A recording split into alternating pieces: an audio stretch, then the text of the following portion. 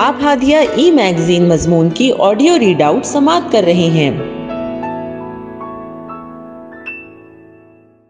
سامعین السلام علیکم ورحمۃ اللہ وبرکاتہ۔ میں ناظرہ نیرہ ہادیہ کے شمارے فروری 2023 کے مضمون کی آڈیو پروگرام میں آپ کا استقبال کرتی ہوں۔ آئیے ہم اس کا آغاز ہادیہ کے زمرے گوشہ مطالعہ سے کرتے ہیں۔ کتاب کا نام فکری الغار، اس کے منصوبے اور ہتھیار، مصنف ڈاکٹر عبدالصبور مرزوق اور اس کی تبصرہ نگار ساجدہ پروین ہے۔ فکری الغار، اس کے منصوبے اور ہتھیار، یہ کتاب ان تقریروں کا مجموعہ ہے جو ڈاکٹر عبدالصبور مرزوق نے مکہ مکرمہ میں رابطۂ عالم اسلامی کے ثقافتی پروگرام کے موقع پر کی تھیں۔ اس کتاب سے ان کا مقصد فکری سرماؤں کے منصوبوں اور ان کے مقاصد کو بے نقاب کر کے منظر عام پر لانا ہے تاکہ اس کے بچاؤ کے اسباب سے واقف ہوا جائے۔ اسلام دشمن ذرائع ابلاغ کی طرف سے اسلام اور اس کی روشن تعلیمات کے خلاف آوازیں بلند ہوتی رہتی ہیں۔ جن افکار و نظریات کو وہ اچھالتے اور پھیلاتے ہیں، ان کے اثرات ہماری قوم پر پڑ رہے ہیں اور تخریب کاری کی جھلک ہماری اخلاقی روایات میں نظر آ رہی ہے۔ جن اخلاقی اقدار پر ہمارا ایمان ہے، دشمن اپنے ثقافتی پروگراموں اور باطل نظریات کی ترویج و اشاعت کے ذریعے اس میں رخنہ اندازی کر رہا ہے۔ اس کتاب میں ایسے تمام خطرات کی نشاندہی کی گئی ہے۔ اس طرح کے موضوعات پر لکھنے اور بولنے کی آج اشد ضرورت ہے تاکہ اس عالمگیر خطرے کا تدارک کیا جا سکے اور نئی پود کو اس سے بچایا جا سکے۔ نیز ہمارا موقف صرف دفاعی نہ ہو بلکہ دفاع کے ساتھ ساتھ اقدامی رول اختیار کیا جائے۔ اسلام کے تہذیبی و اخلاقی معیار کو بروئے کار لاتے ہوئے ہم دشمن کے سامنے سیسا پلائی ہوئی دیوار کی طرح کھڑے ہو کر مقابلہ کریں۔ فکری الغار ایک ترقی یافتہ اور دلنشین اسلوب ہے۔ ہتھیار کے ذریعے ممالک کو غلام بنانے سے ان کے اندر آزادی کے حصول کا جذبہ بیدار ہوتا ہے۔ اس لیے یہ نئی تکنیک اپنائی گئی کہ ذہنوں کو غلام بنایا جائے۔ افکار پر حملہ، یہ نقطۂ نظر ایک مسلم قوم کی حیثیت سے بہت ہی خطرناک ہے۔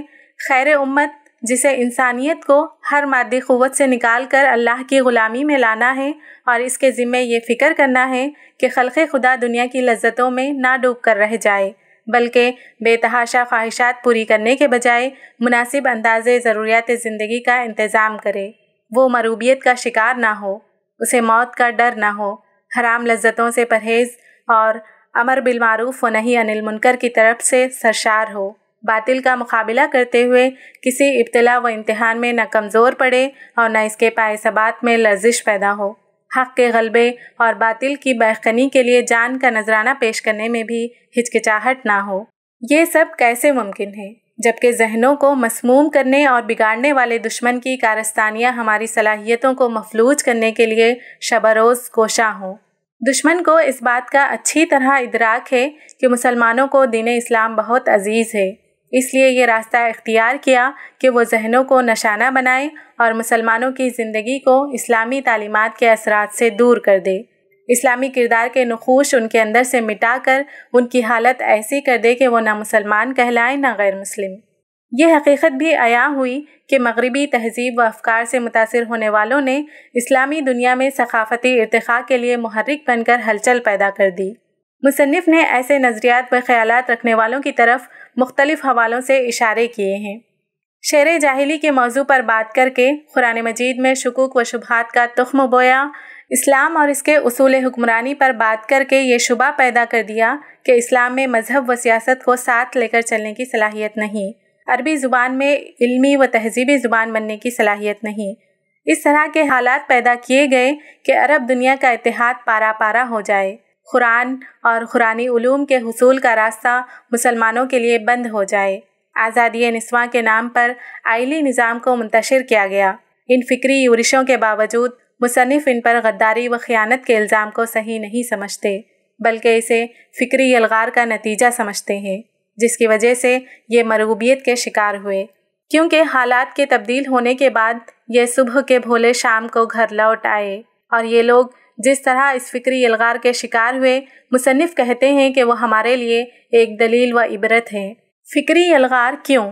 اسلام کی آواز کو کچلنے اور اس کے اثرات کو مٹانے کے لیے مسلسل کوششیں کی، لیکن ان کوششوں کے بعد کچھ سیاسی و فوجی کامیابی انہیں ضرور حاصل ہوئی، لیکن اسے مٹانے میں وہ ناکام رہے اور ناکام ہی رہیں گے۔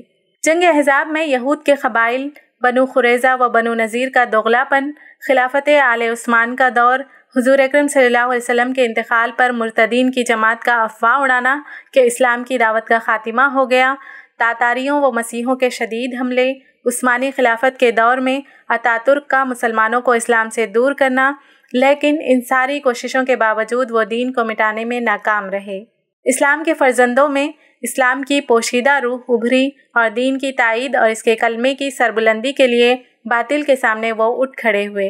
دین غالب ہونے کے لیے آیا ہے، مغلوب ہونے کے لیے نہیں، جیسا کہ اللہ کا وعدہ ہے۔ یہ حقیقت وہ یقیناً دشمنان اسلام کی نظروں سے اوجھل رہی۔ دشمنان اسلام پر خوف و دہشت طاری ہے کہ اگر اسلام کو مسلمانوں سے الگ نہیں کیا گیا تو مسلمانوں کو نہ صرف یہ طاقتور بنائے گا بلکہ ہمارے لیے ایک بہت بڑا خطرہ بن جائے گا۔ دین اسلام میں پوشیدہ مسلمانوں کی طاقتوں کے سرچشموں اور اس کی روحانی تاثیر سے وہ اچھی طرح واقف ہیں اور انہیں صحیح اندازہ ہو چکا ہے۔ یہ حقیقت ان پر واضح ہو چکی ہے کہ اب تک انہوں نے جو کیا وہ بیکار ہے اور اب ان کی پوری توجہ فکری الغار کے منصوبے پر آ کر جم گئی ہے کہ مسلمانوں کو حقائق اور مقاصد سے دور رکھا جائے۔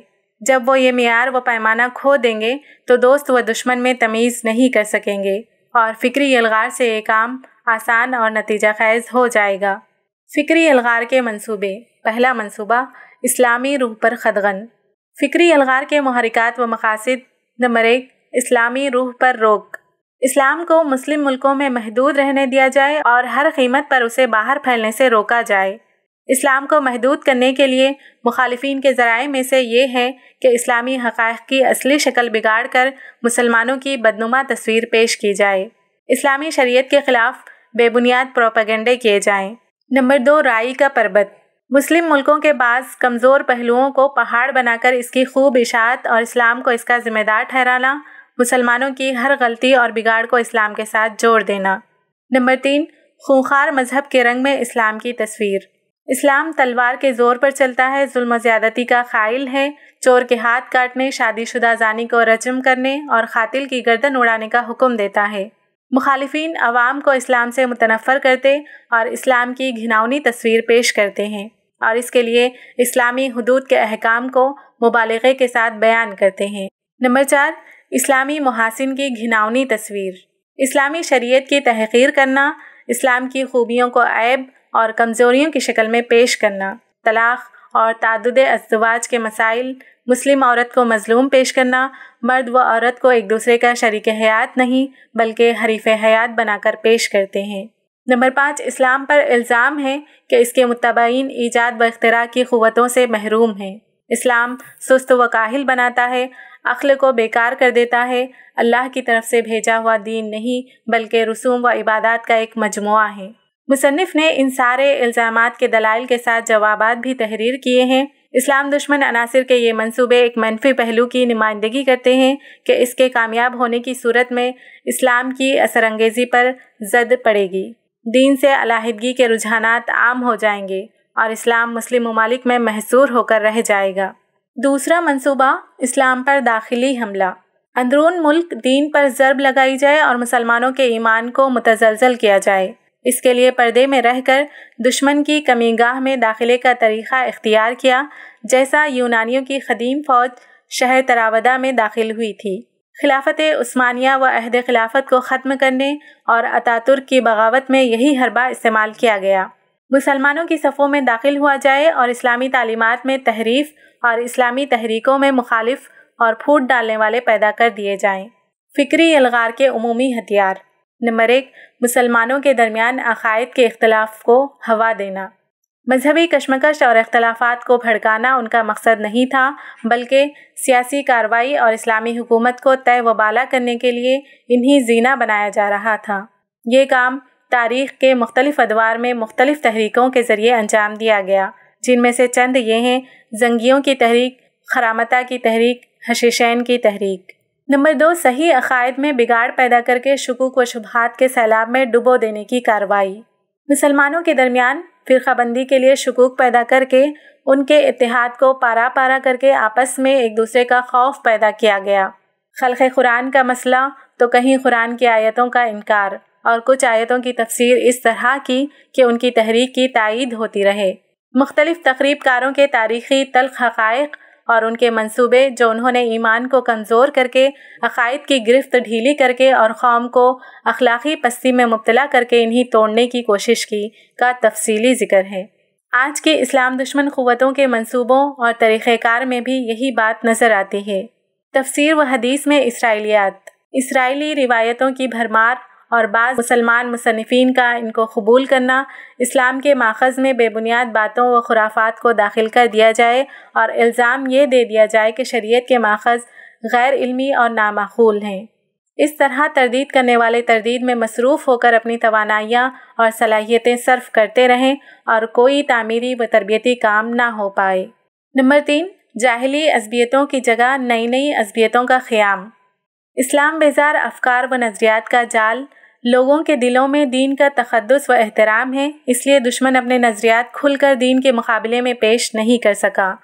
اس لیے اس طرح کا راستہ اختیار کیا گیا کہ مقصد تو دین کی مخالفت ہے، لیکن مذہبی طبقہ اس کو سن کر مدافعت کے لیے اٹھ کھڑا نہیں ہوتا، اور وہ ہے لادینیت کے بجائے علمانیت کی اصطلاح، یعنی ایمان و اعتقاد انہی باتوں پر ہونا چاہیے جو مشاہدہ، تجربے اور علمی تحقیقات کی روشنی میں سامنے آ چکے ہیں۔ علمانیت کا یہ دعویٰ جھوٹا ہے۔ دشمن اس طرح پرفریب نام لے کر مذاہب کا خاتمہ کرنا چاہتا ہے۔ سائنس تمدن کے ذریعے نفسیاتی حربے آزما رہا ہے۔ اسلام علم سائنس کا مخالف نہیں۔ فکری الغار کرنے والے تخلیق کاروں نے علمانیت کے پردے میں مختلف نظریات دیے۔ ڈارون کا نظریہ ارتقاء، کارل مارکس کا جدید فلسفہ تاریخ اور مارکسی نظریہ کمیونزم وغیرہ۔ نمبر 4، اسلامی دشمن تحریکوں کی داغ بیل اور ان کی مدد۔ قادیانیت اور بہائیت وہ اسلام دشمن تحریکات ہیں جو اسلام دشمن عناصر کی تائید و تعاون سے کامیاب ہوئیں۔ یہ ساری ہی تحریکیں اسلام سے بغض و عداوت اور نبی صلی اللہ علیہ وسلم کی نبوت کی مخالفت و عناد میں برابر کی شریک ہیں۔ قادیانی سازش، اس کے بانی اور اس کے باطل دعووں کا ذکر مولانا ابوالعلا مودودی، مولانا ابوالحسن علی ندوی وغیرہ نے اپنی تصانیف میں کیا۔ اسلام نے مرد اور عورت کو ان کی خلقت و تکوین کے اعتبار سے اپنے اپنے دائرۂ کار میں ایک مقام و حیثیت دی اور مرد کو ایک درجہ فضیلت دی ہے تاکہ ایک پاکیزہ، خوشگوار اور پرسکون معاشرہ وجود میں آئے۔ لیکن بہائیت نے اسلامی اقدار کی توہین کی۔ ہر سوسائٹی کے اخلاقی اقدار، چاہے مردوں کی ہوں یا عورتوں کی، کو پامال کرتے ہوئے ساری بندشوں کو توڑ دیا اور غیر اخلاقی و حیاسوز حرکتوں کی کھلے عام اشاعت کی۔ ماسونیت نے مختلف انداز سے پوری دنیا کو اپنی لپیٹ میں لے رکھا ہے اور دنیا میں فکری انارکی کے باب میں بڑا اہم رول ادا کیا اور کرتی جا رہی ہے۔ قادیانیت و بہائیت یہ اسی کے اعلی کار ہیں۔ ضرورت ہے مسلمانوں کو چوکنا رہنے کی۔ اتحاد ادیان، آزادی، مساوات، حقوق انسان، حقوق نسواں وغیرہ اصطلاحات مجموعہ کے فریب میں نہ آئیں۔ ان بھیانک خطروں سے آگاہ رہنے کی فکر کریں۔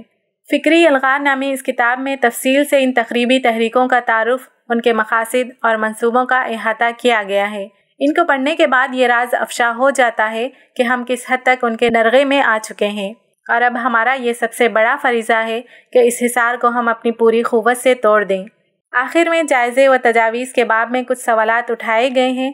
مثلاً، کیا اس الغار کا مقابلہ ناممکن ہے؟ اعتماد و توقعات کے ساتھ یہ بات کہی گئی ہے کہ نہ صرف ممکن ہے بلکہ آسان بھی ہے، مگر اس وقت جب کہ ہم غفلت سے بیدار ہو گئے اور دین کے حقائق ہم پر واضح ہو گئے۔ اب دشمن کتنی بھی طاقت لگا لے ہمیں نقصان پہنچا نہیں سکتا۔ ہم ازرنو اپنی طاقت کے عظیم سرچشمے کی طرف لوٹ آئیں اور اخلاقی و عملی حیثیتوں سے دین کی روح سے چمٹ جائیں۔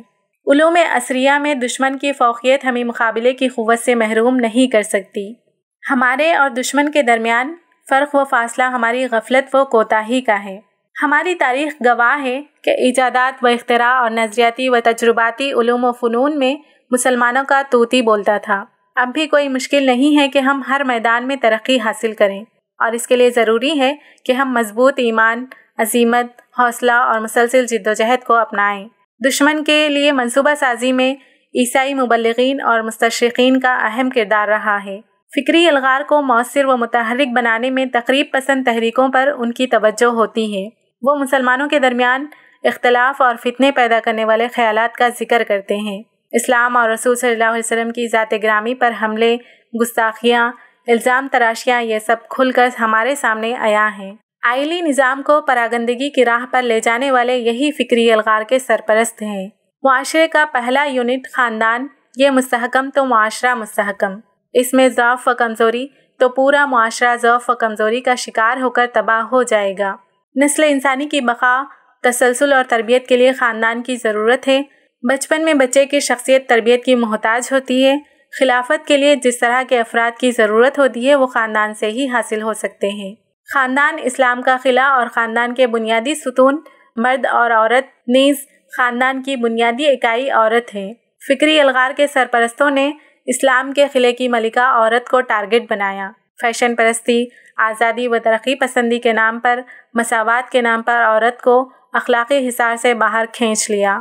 عورت کے ذہن کو مسموم کیا کہ تمہارے حقوق کے خانے میں ایک عظیم الشان صفر کے سوا کچھ بھی نہیں ہے، تم محکوم ہو، تمہاری کوئی حیثیت نہیں ہے۔ عورت و مرد کو ایک دوسرے کا حریف بنا دیا۔ وہ جو ایک دوسرے کے معاون تھے، مددگار تھے، رفیق و دوست تھے، شریک حیات تھے، انہیں حریف حیات بنا دیا۔ آزادی نسواں کے نام پر خواتین کو اتنی آزادانہ سوچ کا حامل بنا دیا ہے کہ وہ اب سسرال، شوہر، بچے پالنے، گھروں میں رہنے، گھر کے کام کاج، ان تمام چیزوں سے اوپر اٹھ کر آزادانہ تنہا زندگی گزارنے کو آزادی سمجھ رہی ہیں۔ لیو ان ریلیشن شپ کو بڑھاوا دیا جا رہا ہے۔ بغیر شادی کے ازدواجی تعلقات قائم کرنا ایک فیشن بنتا جا رہا ہے۔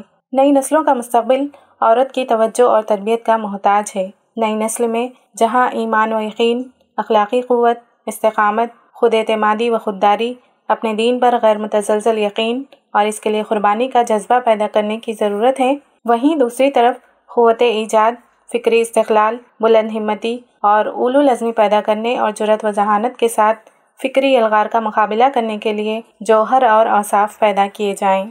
خلاصہ یہ ہے کہ تمام صلاحیتیں بروئے کار لائی جائیں اور تمام اسلامی تحریکیں مسلم دل و دماغ کو یکسو ہو کر سوچنے کی ضرورت ہے۔ یہ کتاب موضوع کی تمہید ہے اور آئندہ اس موضوع پر انجام دیے جانے والے عملی کارنامے اور خطرات کے مقابلے کے لیے تجویزیں و منصوبے اس کا مقدمہ ہونا چاہیے۔ وَلَا تَهِنُوا وَلَا تَحْزَنُوا وَأَنْتُمُ الْأَعْلَوْنَ إِن كُنتُم مُؤْمِنِينَ، سورہ آل عمران آیت 139۔ دل شکستہ نہ ہو اور غم نہ کرو، تم ہی غالب رہو گے اگر تم مومن ہو۔ ہادیہ مضمون کی آڈیو سماعت کرنے کے لیے شکریہ۔